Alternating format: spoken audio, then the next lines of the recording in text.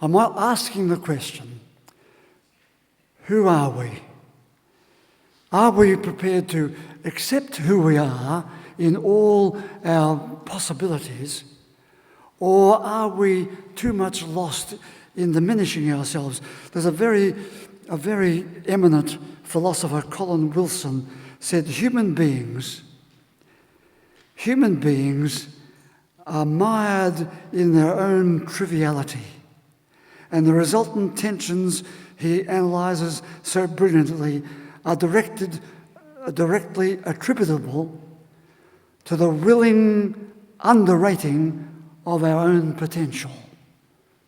So we get lost in our downgrading of ourselves. Who are we really? One psychological magazine from the British Psychological Society devoted a whole part of it to the average person. Don't call me average. I want to be more than just average. But who are we really? And is it as simple as saying, well, I'm a person of significance? Surely, yes. I'm reading a book at the moment written by a London psychoanalyst. In her later years, she reflects on the distress that she and her brother and sister suffered when in their very young years, as young children, their mother left them in the care of their father while she went off with another man. She later returned to the family, carrying the other man's child. But the children were told that their mother and father were now reunited, and that child to be born was in fact their child, when it was not.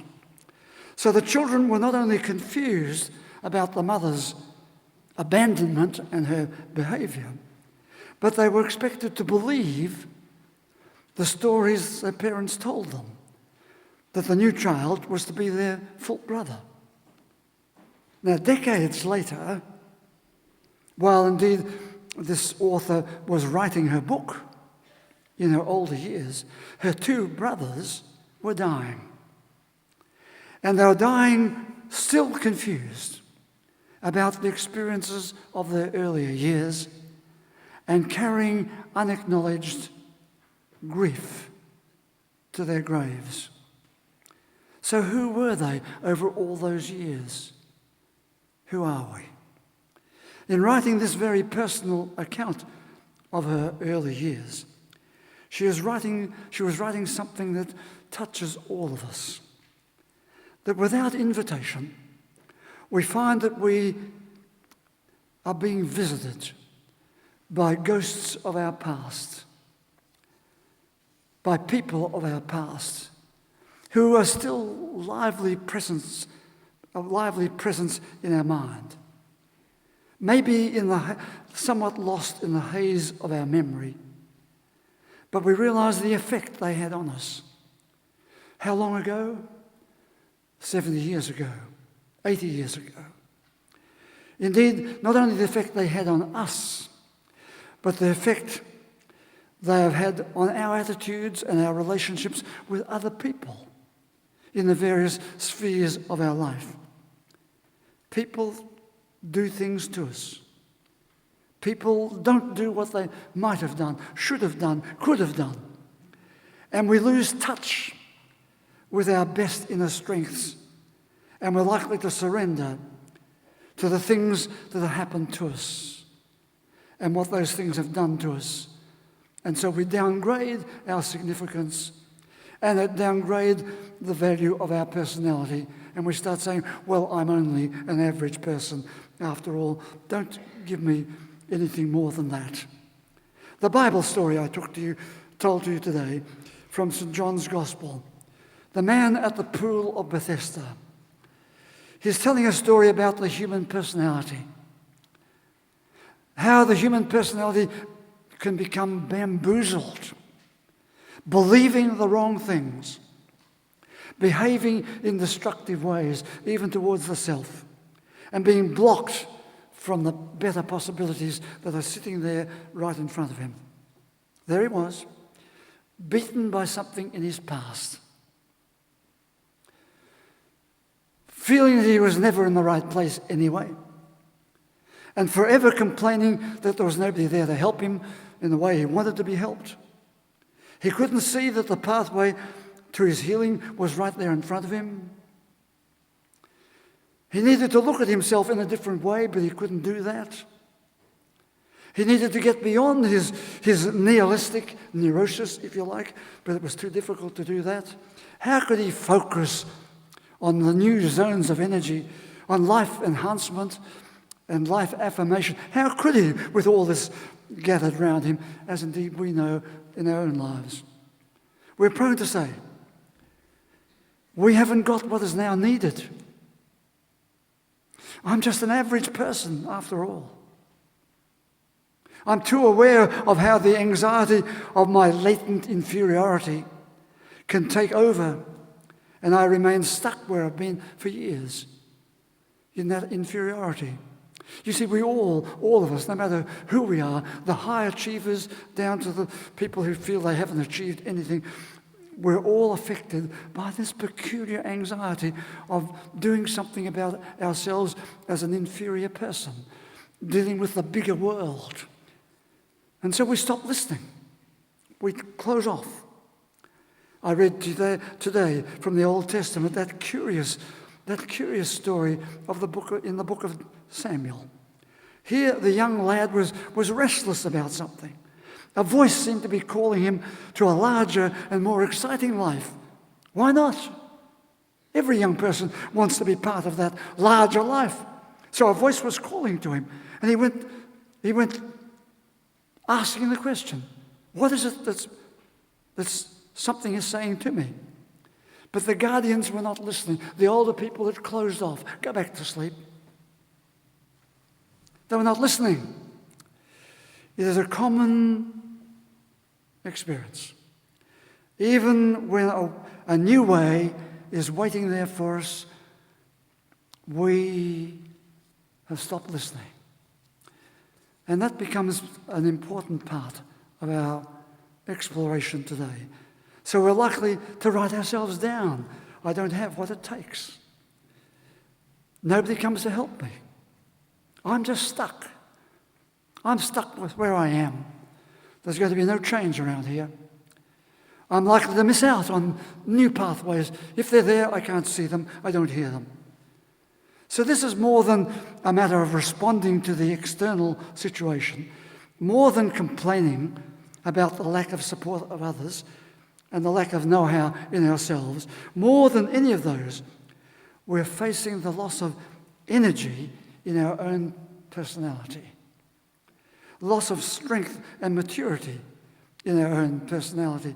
And we don't like people telling us about ourselves. We've lost that adequate understanding of what it means to cultivate and strengthen our personality. Were we ever told how to do that? Too often people, children, like the young Samuel, are left. Go back to sleep. We've got other things to think about. We need to recover the capacity to listen to ourselves, to listen to our situation, to listen to the realities of other people, to listen to the places where healing and hope can become present realities. The man at the pool of Bethesda had become so absorbed in the negativity of his life. How long? 38 years of it. He's become so absorbed in the rejection of other people, the loss of his own strengths, that he wasn't listening anymore. And frequently we find ourselves and we run into other people in the same situation. Years and years have gone by and we're no longer listening to the new possibilities that could be emerging for us. There's a mark of the human personality. The second mark of the mature personality strives towards a meaningful future. What is the meaning for our life now? Now that has happened, what is yet to happen? So beside his pool, stuck beside his pool, with its occasional bursts of healing, he misses out. The water bubbles, but no one is there to help him. That was the legend they thought existed. So he talks about the feelings and failures of the past, all too ready to complain that things don't happen the way he thinks they should have happened, and other people are not helping him. Some of us get lost in the whole business of where we are and where we can be. And so we need to look again and say, listen to what's happening. There is the need to accept that help and healing are to be found in more than one place. We can get so stuck on where we are and what kind of people we are that we don't hear that healing and hope can come from different places. What about us trying to explore those places? Sometimes we realize that we've been waiting in the wrong place, expecting things to happen over there, when those expectations are no longer relevant. So we need to move on. He discovered he had strength and power to do things, when before he thought he'd lost that strength and power. We can be just like that too. We believe we haven't got the strength to do certain things. We're just average now. It's all over for us. Who told you you were just average?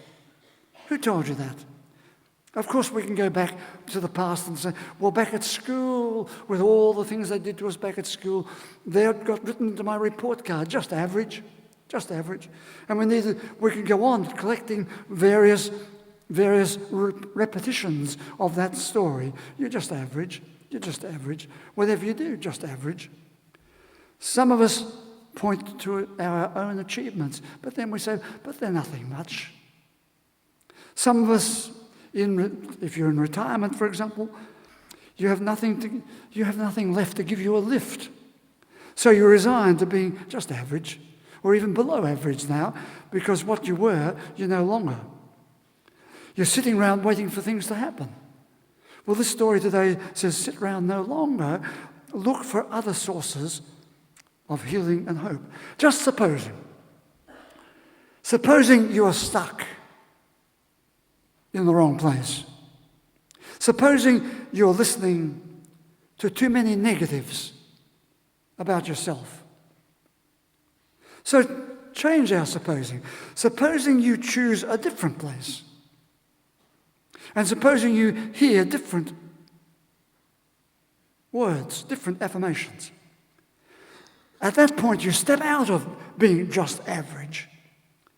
And you experience and you choose a place and people that tell you that you can evaluate yourself in a different way, that you are different. You can, of course, stay beside your pool for as long as you want and remain in that dark place, or you can hear a voice saying, it's time now to look at something different. Listen to your inner strength and power to come out into a more effective place.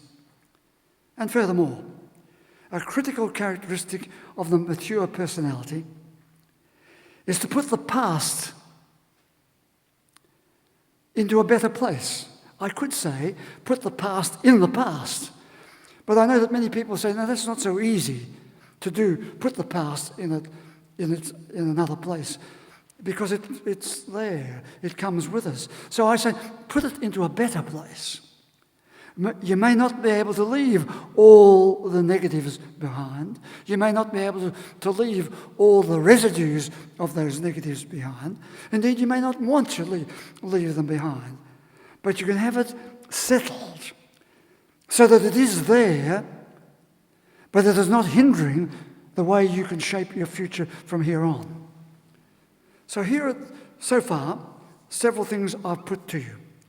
Recover the capacity to listen to yourself. Listen to yourself in a different way. Strive to make real your meaningful future, a meaningful future. Instead of just letting it happen because everything is average in your life, make it a more meaningful future. Thirdly, accept the different sources of help and healing, the different places where help and healing can take place. Fourthly, discover an inner strength and a power, an inner strength to take you to a different place. Often we sign off and say, well, that's not possible. I've given up on my own inner strength, and perhaps we need to find ways to rediscover that inner strength that we actually do have. So there are 4 things I've said. I'm going to go on to a 5th. A dynamic view of the human personality is its capacity to change.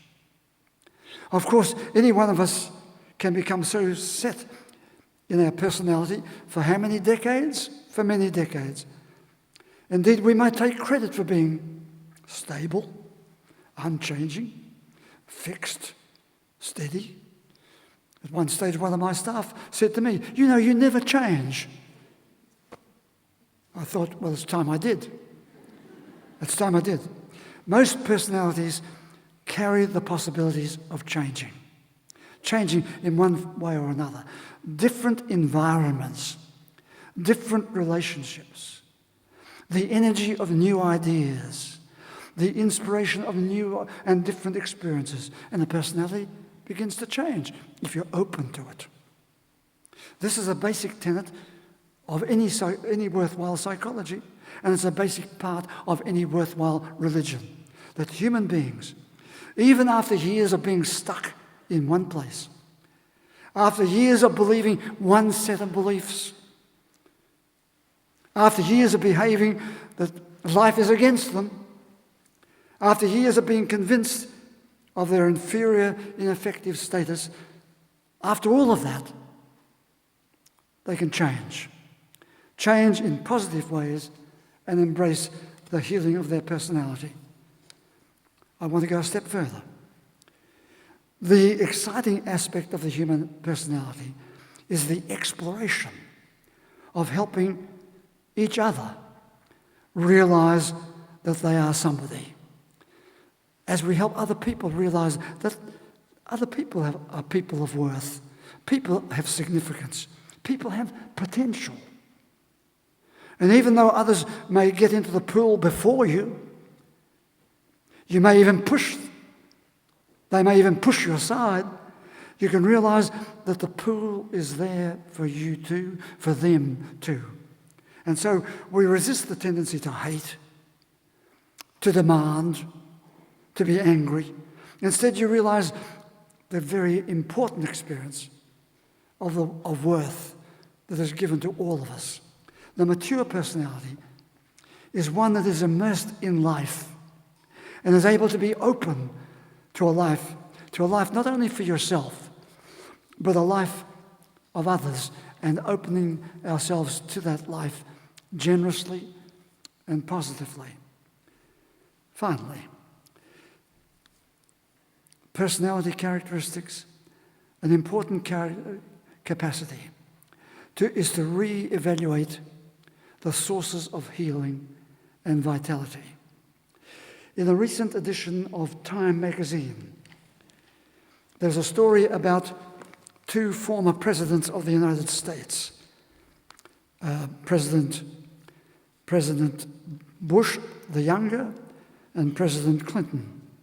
And the 2 of them, coming from very different political positions, are 2 people of considerable friendship with each other. Now, it's quite interesting to note this. Here are 2 people from the very top position, I suppose you'd say, wouldn't we say, the very top position of the world, President of the United States. Both have been there, but they've become like any one of us can become. There has-beens. They've done it. Out of office. Neither man, the article says, out of office, neither man is in a hurry to become a relic of the past. We all need to reevaluate, as these 2 men are reevaluating, the sources of health and vitality after we've been there, after you've done that, after you've achieved this, and so on. All too easily, we can get stuck with that saying which says, I used to be somebody. Now I'm nobody, really. I thought the striking thing about the photograph of these two men, the striking thing was to look into their eyes. And as you look into the eyes of both of these men, you see a vivid, explosive vitality. So that wherever they've been and whatever the future may be, they're carrying into the future that vitality as a critical part of their personality. They may not be cultivating it as such, but it's there. It's a given. Do you know what? It could be a given to all of us. That vitality. How do you maintain the sense of that vitality that we are somebody?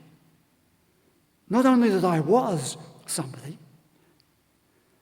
also that I am somebody, and that I can say I, with pleasure, with excitement. Remember, there is more than one way to feel good about yourself and to offer a very vital personality to the world. That's our task. That's our gift. We can do it. Would you please stand?